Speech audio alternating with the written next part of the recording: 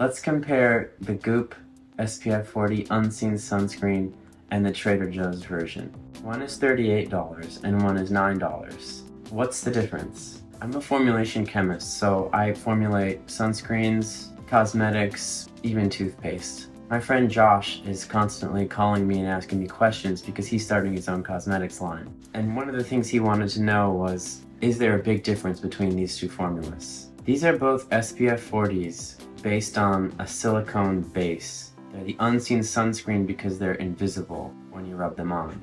They're invisible because all of the UV filters, the thing that protects you from the sun, are clear, transparent when you rub them on the skin. And the base is also transparent because it's made of silicone dimethicone cross polymers. Organic UV filters don't mean organic like food. It means they're based on carbon.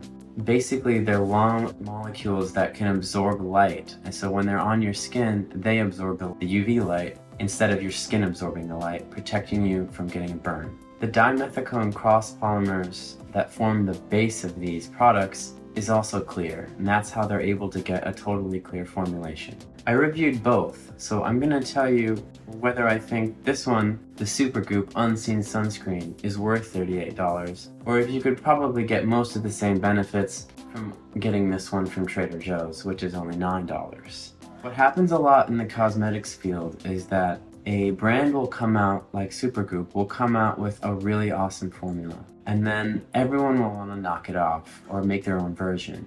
And so as a formulation chemist, one of my jobs is to actually go in and reverse engineer the fancy product. It's sometimes possible to make a formula that comes close to the original, but is substantially cheaper. And that's what Trader Joe's have done here. If you look at the ingredient list, you can see that it's almost exactly the same. The Supergoop one has some materials that are not in the Trader Joe's one, but it's pretty close.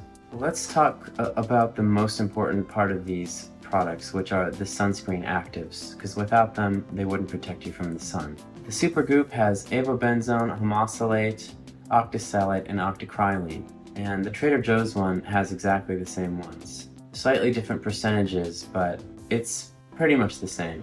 Whenever a company formulates one of these products, the FDA requires them to test the products and prove that it can actually give you the SPF that they say they're giving you. So I'm pretty confident that both will give you SPF 40 protection. There are a few ingredients in the Supergoop that the Trader Joe's one doesn't have. I looked them up, and they're mostly moisturizing ingredients, but no one's really using these products for moisturization. So what makes these products interesting? Silicone cross polymers make up the bulk of both of these products. Silicones are interesting because they're completely synthetic materials that are made from silicon, oxygen, carbon, and hydrogen. They allow you to get textures and aesthetics that are completely unnatural. For instance, mattifying, smoothing. They're often used in primers. They can help makeup stick to the skin. You can also get really soft jellies and a velvety texture. That's what this has. When you apply both of these, they come out as a kind of hazy jelly, but as soon as you rub it on your skin, it basically vanishes. They both leave a dewy, slightly matte finish. The only difference I can notice in the texture is that the Supergoop is slightly lighter and slightly more fluid. The Trader Joe's one is a little thicker, a tiny bit thicker, and a little more mattifying. But I'd say they're about 99% the same. So if you just want a great transparent sunscreen and you don't want to spend $38, then you could do pretty well for yourself by getting the Trader Joe's one. So what makes a Supergoop way more expensive? Well, the packaging is really nice. This is not cheap packaging, so that could be part of it. There are the moisturizing ingredients that go in there, and they're probably not used at really high levels because this isn't really a moisturizer, but they could add to the cost. But again, they're not essential for the performance of the SPF, so it's pretty close. Another thing I want to mention is that both of these sunscreens only use reef-safe organic UV filters, avobenzone, homosalate, octisalate, and octocrylene. They don't use oxybenzone, which is kind of sketchy, and they don't use octyl methoxycinnamate, which can damage the reefs. They both also use avobenzone, which gives you UVA protection, so they're both allowed to claim broad spectrum, which means protecting from both UVA and UVB rays. Joshua also wants to know how I would formulate these products differently. I really like both of these products. I think there's not much that I could do to improve them.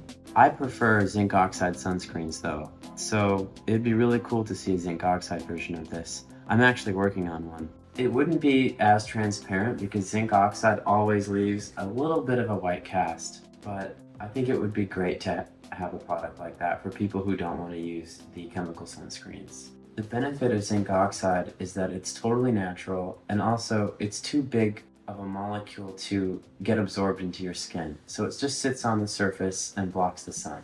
And my preference is just for plant-based cosmetic products. But you can't do any all-natural formulas that feel and perform like these. It's just not possible. That's the benefit of these kinds of formulas. Joshua wants to know why the Supergoop has the instructions to reapply every 2 hours or after 40 minutes of swimming or sweating. Basically, UV filters the avobenzone, homosalate, octisalate, and octocrylene break down in the UV light. That's how they work. They absorb the sunlight so your skin doesn't have to. So maybe they're just giving some advice. Apply regularly, it won't last all day. As for the 40 minutes, this is only rated at 40 minutes water and sweat resistant. That's another thing that they test when they're testing the SPF value. They see how long they can submerge a sample in water before the sunscreen stops working. So if you want to know which one a real formulation chemist would choose, I'd have to go with this one just because it's so much cheaper and it's basically doing the same thing. Like and subscribe in case we do more of these videos.